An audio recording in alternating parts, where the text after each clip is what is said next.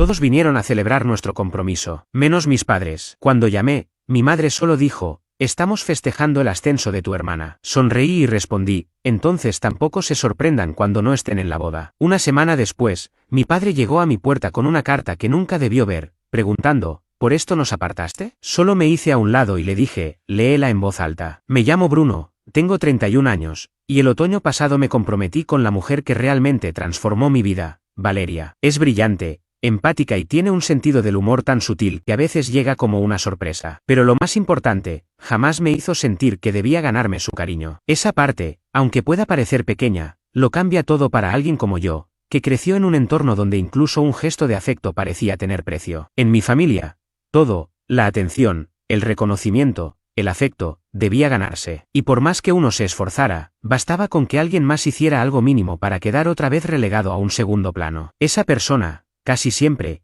era mi hermana menor, Natalia. Desde pequeños, Natalia fue la estrella, la promesa, la figura central. Daba conciertos de piano, sacaba calificaciones perfectas, y fue votada en su anuario como la más probable en llegar a CEO. Yo no era problemático, no me rebelé, tenía buenas notas, jugaba al fútbol, ayudaba en casa, pero parecía que todo lo que yo hacía era apenas un susurro comparado con el reflector constante sobre ella. Si sacaba un 92 en un examen de ciencias, mi madre preguntaba si Natalia me había ayudado a estudiar. Si lograba el papel principal en una obra escolar, mi padre sugería que le pidiera a mi hermana algunos consejos sobre proyección en el escenario porque ella tiene una gran presencia escénica. Pasé años intentando convertirme en alguien digno de ser visto. Me esforcé. Conseguí una beca para una buena universidad, logré un trabajo estable en finanzas, me compré mi propio departamento. Pensé que, tal vez, con todo eso, empezarían a verme como algo más que un extra en el espectáculo de Natalia. Pero cada vez que volvía a casa, seguía viendo las mismas fotos enmarcadas de ella estrechando manos con gente importante, recortes de periódicos con entrevistas suyas, y esas historias que siempre comenzaban con: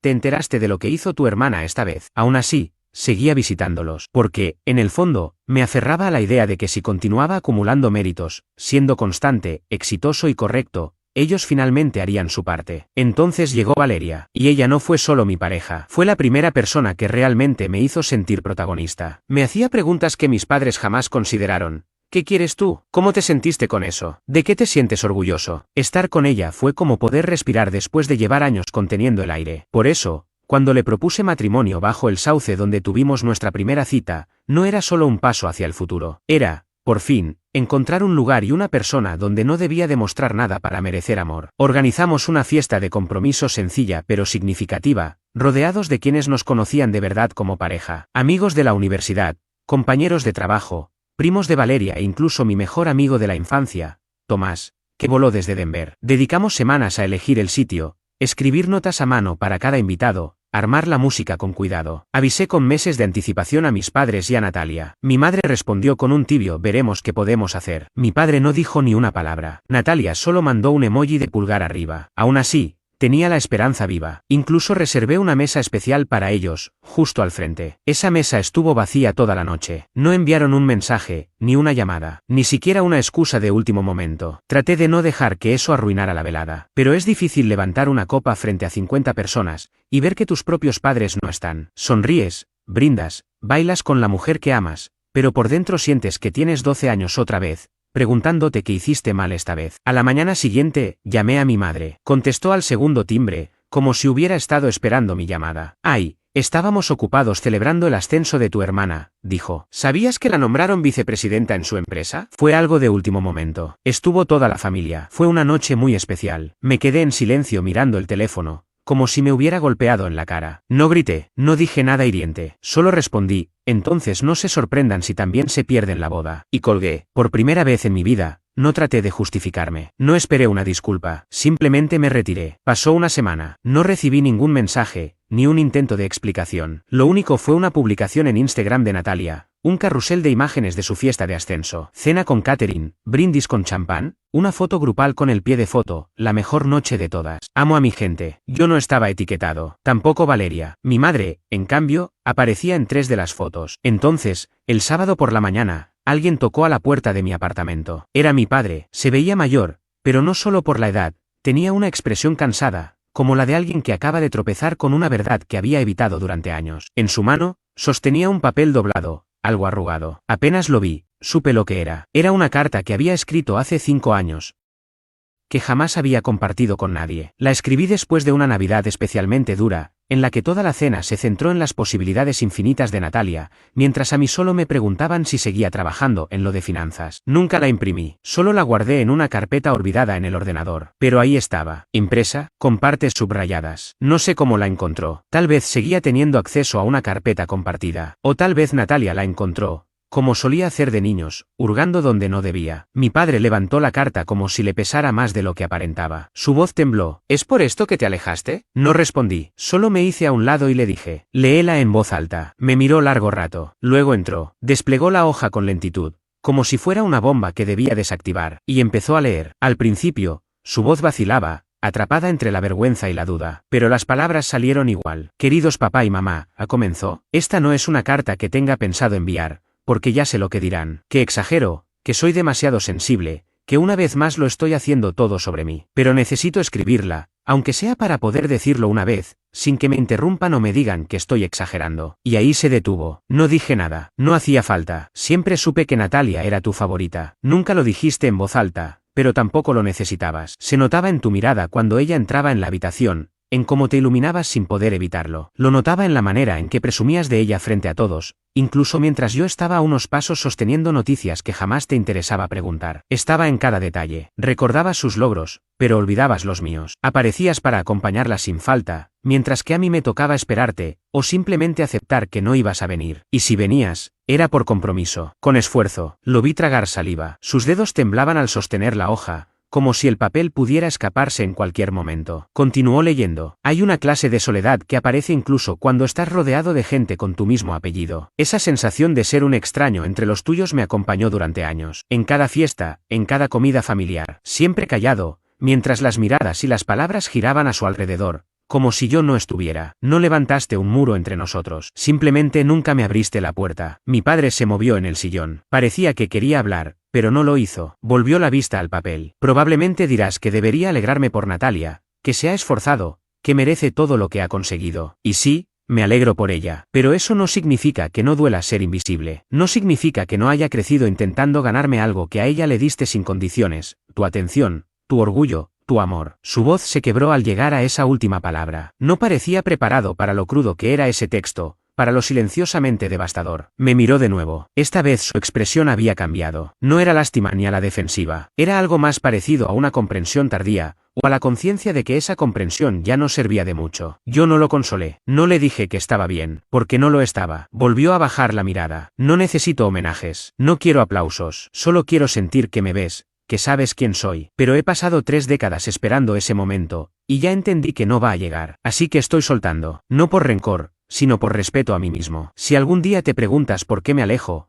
por qué dejo de llamar, por qué dejo de fingir que no duele, que esta carta sea tu respuesta. Porque ya no puedo seguir tocando una puerta que solo se abre cuando Natalia no está. El silencio que vino después fue más ensordecedor que cualquier grito. Mi padre no dijo nada durante lo que pareció un minuto eterno. Se quedó quieto, con los ojos húmedos y la boca entreabierta, como quien intenta reconstruir una frase entre los escombros de sus certezas. No lo sabía, murmuró al fin. ¿No lo sabías? Respondí en voz baja. ¿O no querías saberlo? No es lo mismo, asintió, primero una vez, luego más lento. Tu madre no ha visto esto. Levanté las cejas. ¿Y eso cambiaría algo? Se sorprendió. No lo dije con crueldad, pero ya no estaba dispuesto a suavizar la verdad. No después de tantos cumpleaños ignorados. No después de tantas veces en las que fui una nota al margen. Suspiró largo, profundo. Tu madre y yo te queremos, Bruno. Queréis a la versión de mí que no pide nada, contesté en un susurro. Al hijo que aplaude por Natalia, que no complica las cosas, que no se queja aunque lo ignoren. Lo vi envejecer frente a mis ojos, como si la culpa hubiera brotado de pronto, no de forma dramática, sino como algo cansado, inevitable. No debí dejar que esto llegara tan lejos, dijo. Tenía que haberlo notado. Me apoyé contra la pared,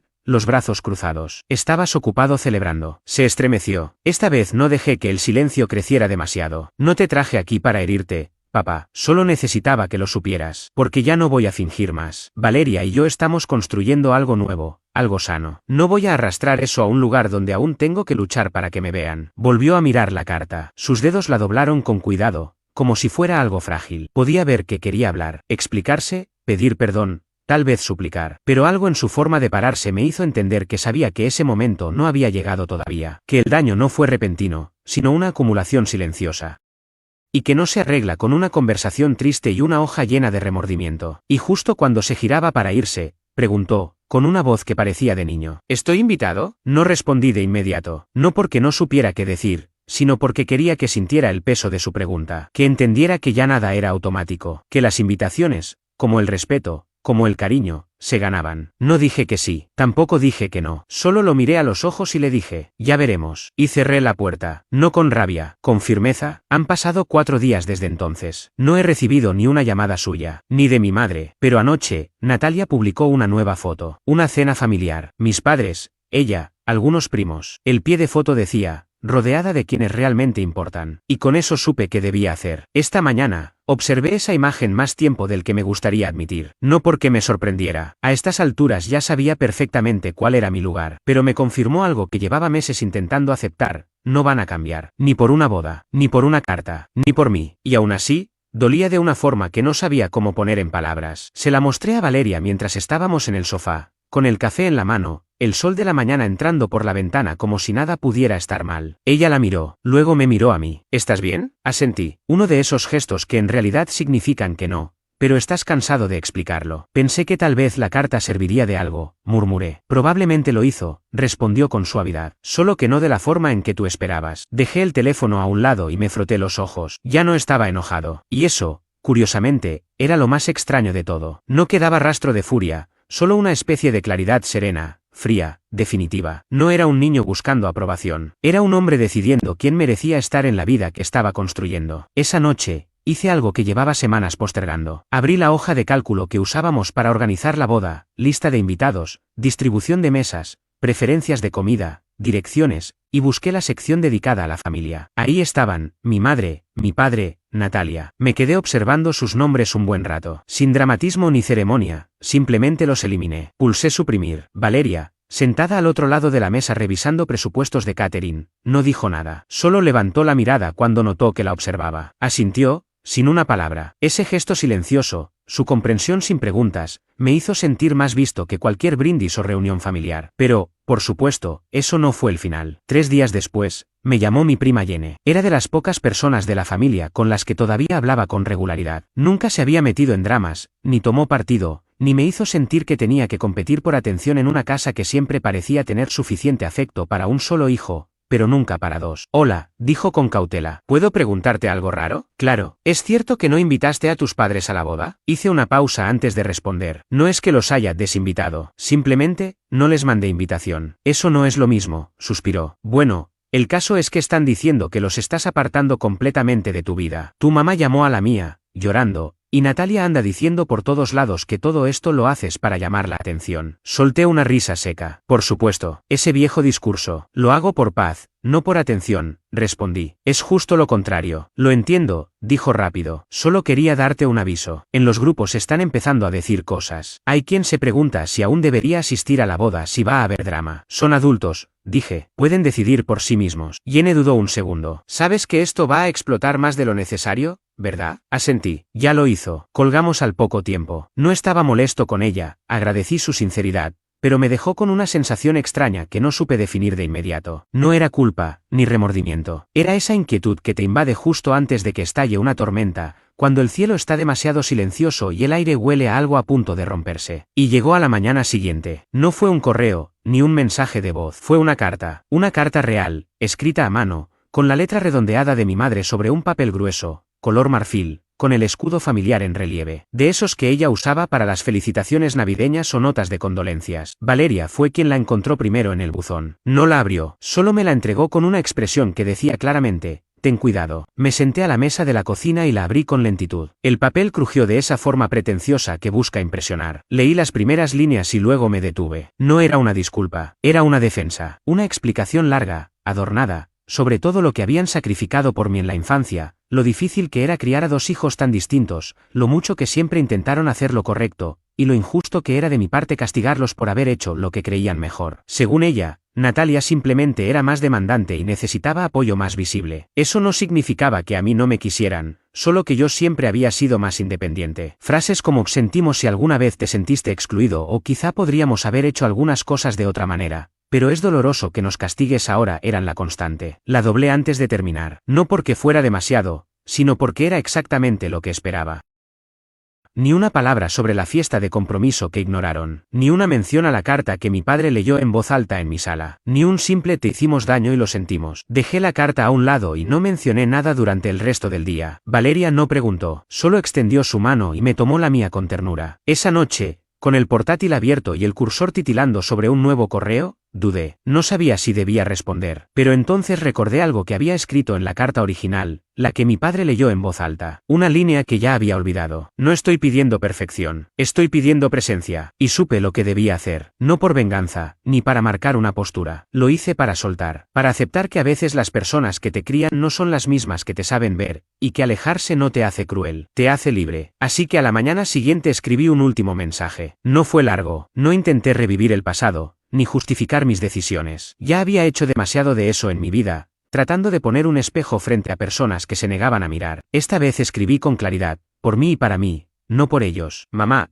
papá, he leído su carta, y creo que realmente piensan que hicieron lo mejor que pudieron, pero también creo que su versión de lo mejor me dejó sintiéndome invisible durante gran parte de mi vida. No escribo esto para discutir lo ocurrido, ni para comparar quién necesitaba más, ni para intercambiar culpas. Solo quiero decirles esto, ya no voy a seguir esperando que me quieran de la forma en que lo pedí, con calma, con claridad, sin condiciones. Ya no voy a seguir midiendo mi valor frente a Natalia, ni intentar ganarme un espacio en una familia donde siempre fui una sombra. Ahora tengo una nueva familia, una que elegí yo, y que también me eligió a mí. Y aunque me cuesta decirlo, no estarán en la boda. Les deseo lo mejor, de verdad, pero a partir de ahora necesito tomar distancia, no para castigarlos, sino para protegerme, al fin. No esperaba una respuesta, y no la recibí. Pasaron 2 días, luego 5, y después una semana. El silencio, lejos de doler, se volvió un alivio, como si se hubiera apagado un ruido constante que llevaba tanto tiempo ahí que ya ni lo notaba, pero me pesaba igual. Por primera vez en mucho tiempo, dormí profundamente, respiré sin peso, me reí de verdad, no esa risa educada que se fuerza en las cenas familiares, sino una risa real, de pecho, provocada por personas que me hacían sentir seguro. Faltaba un mes para la boda, y Valeria y yo estábamos sumergidos en los últimos detalles. La lista de invitados ya estaba cerrada. El lugar era un antiguo invernadero restaurado en las afueras de la ciudad, cubierto de hiedra trepadora y con paredes de vidrio que atrapaban el atardecer como si fuera una vidriera de colores. Un espacio lleno de luz, y eso tenía sentido, porque esta etapa de mi vida no trataba de huir de la oscuridad, sino de entrar en algo mucho más claro. Mi mejor amigo, Tomás, sería mi padrino. Jenny, que me conoce desde la infancia, accedió a oficiar la ceremonia. Siempre fue de las pocas personas de mi familia extendida que jamás me hizo sentir como un actor secundario en mi propia historia. Los padres de Valeria me recibieron como si ya fuera parte de ellos. Su madre incluso bromeó una vez, a veces nos caes mejor que ella. La mañana del casamiento me miré al espejo mientras abotonaba la camisa. Mis manos estaban firmes, sin temblores. Creí que estaría más nervioso, pero no. Todo se sentía en su lugar, como si cada paso que había dado, incluso los más dolorosos, me hubieran guiado exactamente hasta ese instante. Horas después, estaba bajo el techo de flores y vidrio, con el sol cayendo y tiñendo todo de dorado. Entonces Valeria apareció con un vestido que detuvo el tiempo. No escuché nada, ni la música, ni a los invitados, ni siquiera el viento entre los árboles, solo a ella. Cuando llegó a mi lado, me tomó la mano y susurró, ¿estás bien? Asentí, más que bien. La ceremonia fue sencilla, sincera, hermosa. Cuando Jenny leyó una cita que habíamos elegido juntos, sentí un nudo en el pecho. La familia que construyes siempre es más fuerte que aquella en la que naciste. Porque se elige, no se impone. Vi a algunos invitados mirarme con intención, como comprendiendo el mensaje. No me inmuté, solo apreté con más fuerza la mano de Valeria. Intercambiamos votos, nos besamos, y el invernadero se llenó de aplausos, risas y amor. En ese instante, no solo recibí un nuevo apellido, fue más que eso, fue el inicio real de una nueva vida. Pero claro, estas historias casi nunca terminan sin un último sobresalto. 3 días después del casamiento, mientras Valeria y yo preparábamos las maletas para la luna de miel, mi teléfono sonó con un número desconocido. Lo dejé ir al buzón de voz. Minutos después, llegó un mensaje. No nos dijiste ni la fecha, ni siquiera nos diste la oportunidad. Era de Natalia. Me quedé mirando la pantalla un momento y luego se la mostré a Valeria. Ella lo leyó, Alzó una ceja y preguntó, ¿vas a responder? Negué con la cabeza. No hacía falta. Ese mensaje decía todo sin querer. La verdad es que tuvieron 30 años de oportunidades. Yo estuve allí, una y otra vez, con el corazón abierto. Los invité a funciones escolares, a graduaciones, a cenas en mi casa. Llamé, visité, pregunté, esperé. Y el día en que dejé de rogar por migajas y empecé a construir mi propia mesa, recién entonces se dieron cuenta de mi ausencia. Recordé algo que me dijo una vez un amigo: cuando dejas de jugar el juego que otros inventaron para mantenerte pequeño, te dirán egoísta por abandonar el tablero. Que lo digan. Partimos al día siguiente. 2 semanas en Grecia. Lejos de todo. No revisé el correo. No leí chats familiares. No me pregunté qué estarían diciendo. Solo viví. Caminamos por los acantilados de Santorini. Brindamos con vino al atardecer en Naxos. Nadamos en calas tan azules que parecían de otro planeta. Una noche, en una terraza envueltos en mantas mirando las estrellas, Valeria me preguntó en voz baja: ¿alguna vez piensas en volver? ¿Volver a dónde? Dije, sin entender. ¿A ellos? Aclaró. Me quedé pensándolo. De verdad lo hice. Y por primera vez, no sentí ese tirón en el pecho, esa necesidad de ser comprendido. Ya no estaba. O quizás seguía allí, pero ya no tenía el control. La miré, sonreí y le dije: no, creo que, por fin, llegué a donde tenía que estar. Cuando volvimos, la vida no se convirtió en un cuento de hadas. Seguían los pagos, el trabajo, y de vez en cuando alguna conversación incómoda con familiares lejanos. Pero algo dentro de mí había cambiado. Ya no me medía en función de quienes nunca se tomaron el tiempo de conocerme. No espiaba sus redes sociales. No intentaba arreglar lo que estaba roto. Solo seguía adelante. Pasaron las fiestas. Celebramos la Navidad con la familia de Valeria, entre juegos de mesa, risas y papeles de regalo tirados por todo el salón. Mis padres no enviaron ni un mensaje. Y,